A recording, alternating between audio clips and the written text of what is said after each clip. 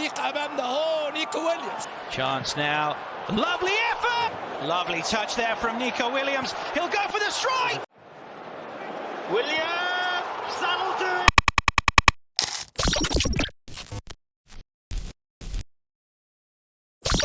السلام عليكم. نيكو ويليامز موهبة فتاكة، سرعة خارقة، لاعب بمواصفات قياسية رائعة، علاقة استثنائية خاصة مع لامين يامال وبشكل عام مع باقي لاعبي البلاوغرانا برشلونة. بهذا الفيديو راح نحكي القصة الكاملة عن انتقال أو صفقة نيكو ويليامز لبرشلونة. ليش برشلونة مصر عليه؟ مين هن المنافسين لبرشلونة بهاي الصفقة؟ وشو ممكن يضيف للنادي الكتالوني؟ قبل ما ابدأ لايك للفيديو ان تكرمتم واشتراك بالقناة. يا اصدقائي، ويليامز بعمر 21 سنة عم يعيش حالة من التوتر الكبير صراحة.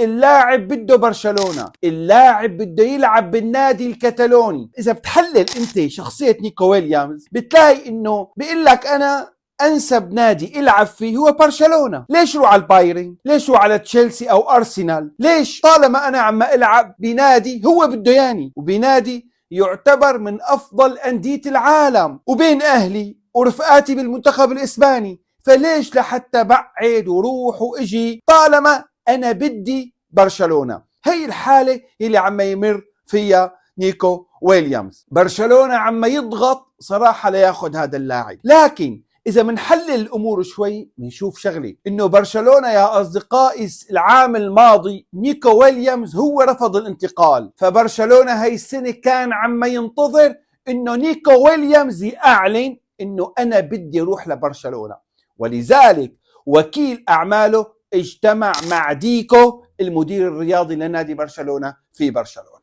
بناء على طلب نيكو ويليامز. يعني برشلونة عم ينتظر كان قرار اللاعب، عم ينتظر انه هو اللاعب يقول انا بدي اروح لبرشلونة. البايرن دخل على الخط بده اياه، تشيلسي والارسنال كلهم بده اياه. وفي ميزة يا اصدقائي انه برشلونة عم يمر بوضع مالي صعب مثل ما بنعرف، وتسجيل اللاعبين وهالامور هي واللعب المالي النظيف، لكن مبلغ 60 مليون يورو هي قيمة الشرط الجزائي لصفقة نيكو ويليامز.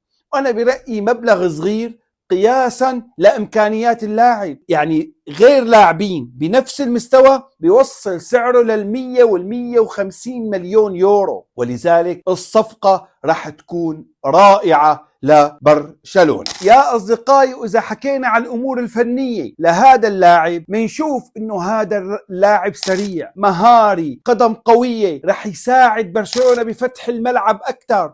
وفي ميزة رح أقول لكم إياها، واللي هي فتح الملعب هو مرهق للخصوم. انتوا بتعرفوا شغله يا اصدقائي، انه ملعب الكامب نو اكبر من غيره من الملاعب، واذا بدنا نحكي عن الدوري الاسباني فملعب الكامب نو هو اكبر ملعب ما بين ملاعب الدوري الاسباني كلها. انا ما عم احكي كعدد جماهيري ومدرجات، انا عم احكي المستطيل الاخضر، وهذا بصراحه بيرهق الخصوم. وبرشلونه بطريقه لعبه واللعب المفتوح والضغط العالي وفتح الملعب على الأطراف، لامين يامال على اليمين، نيكو ويليامز على اليسار، فراح تكون هاي الصفقة بمحلها، وراح يكون بصراحة برشلونة ضربة معلم، لأن هذا اللاعب بيتمتع بامتيازات فنية عالية راح تساعد برشلونة الموسم القادم. وكلياتنا شفناه لنيكو ويليامز يا أصدقائي مع المنتخب الإسباني، وهذا الأداء الكبير يلي قدمه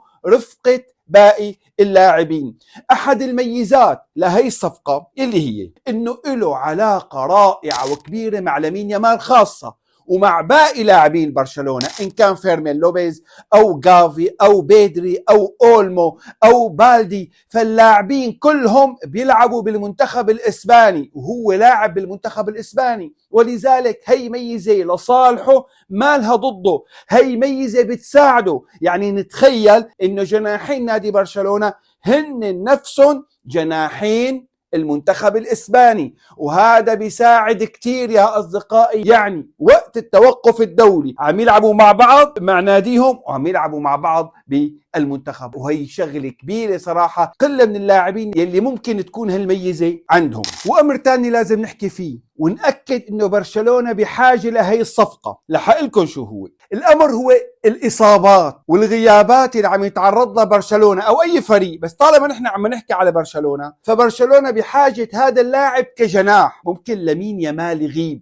اكيد انت رح تقلي انه ما هو ما بيلعب بمركز لامين يامال، صح هذا الكلام، لكن انت بدك لاعب خطير يخلق الفرص بغياب لامين يامال حال لا قدر الله أصيب. طيب أصيب لا قدر الله أو تلقى إنذارات، لاعب من اللاعبين إن كان نيكو ويليامز أو لامين يامال بيضل في مصدر خطورة بالنادي الكتالوني على مرمى الفريق الخصم. ولذلك هي الصفقة صفقة كتير برجع بأكد على أهميتها. أنا برجع بأكد إنه بايرن ميونخ بده إياه، وأنا بصراحة عم أقرأ الأخبار وشوف إنه البايرن البعض قال لك اقترب كتير من هاي الصفقة وكان بده إياه والأمور اقتربت، وفجأة نقرأ خبر فابريزيو رومانو بيعلن إنه ديكو اجتمع مع وكيل نيكو ويليامز والأمور اتسارعت صراحة. لكن إلى الآن ما في شيء رسمي، بس طالما اللاعب بحب برشلونة ولامين يامال يا أصدقائي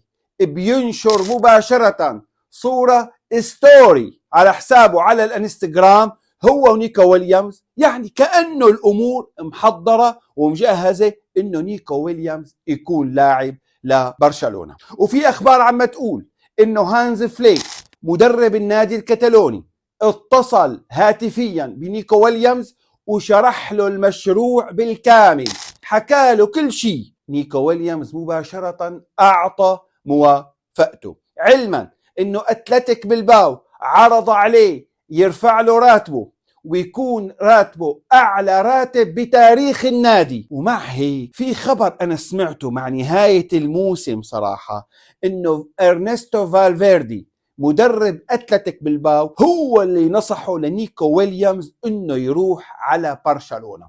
اسلوب لعبه وطريقة لعبه بتناسب البلاوغرانا. وكان في خبر من فترة انه ريال مدريد بده هذا اللاعب، انا والله مستغرب هذا الخبر، يعني انا بتصور هي اشاعة او حتى انا متأكد انه اشاعة. شو بده فيه؟ لاعب بيلعب جناح ايسر، مين بدك جناح ايسر؟ كم لاعب بدك جناح ايسر؟ امبابي موجود، فينيسيوس موجود، مين بدك جناح ايسر يعني؟ ولذلك انا بقول هي اشاعة، ورقة ضغط على اللاعب. ولذلك برجع بأكد بوضع أو بحجم التعاقدات لهذا الموسم للأندية الكبيرة، فبرشلونة حال أنجز هي الصفقة فبيكون عمل كبير صراحة بسوق الانتقالات الصيفي الميركاتو. مشروع التعاقد مع نيكو ويليامز وإنك تجعله مع لامين يامال بفريق واحد، بصراحة هي صفقة أعلى من صفقة التعاقد. يعني أنا تعاقدت مع نيكو ويليامز صفقة كبيرة، لكن الصفقة الأكبر إنه رح يلعب